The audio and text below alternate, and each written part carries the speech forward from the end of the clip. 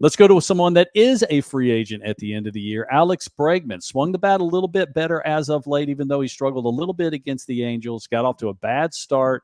What's going on with Alex?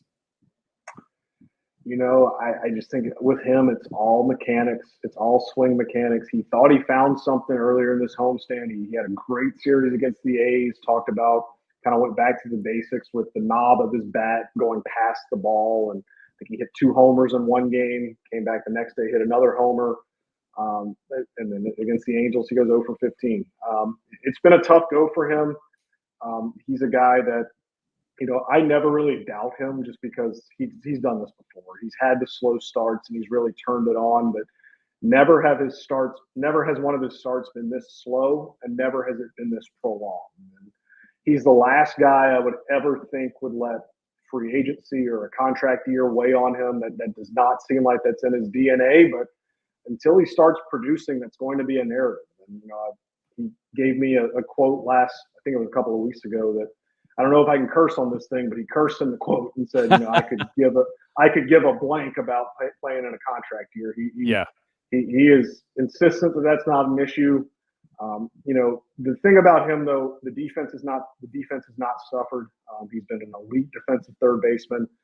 He's not going to give you much on the base paths, just given he doesn't have a ton of speed, but he's going to get on base. Just he walks so much. He's so disciplined at the plate, but they need him to come around. They're not going to go anywhere they want to go with Alex Bregman having a 600 OPS or whatever he has. Sure. I know no one wants to hear this because they lost 2 out of 3 and he went 0 for 15. But I thought the at bats in the last game of the Angels series were better.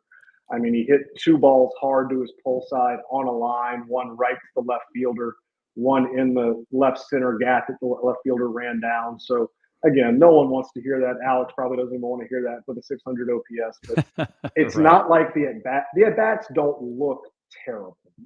Earlier in the year when he was popping everything up, when he was rolling everything over, they didn't look great. I didn't think the at-bats in the Angels series looked like that. I just think there was some bad luck mixed in there.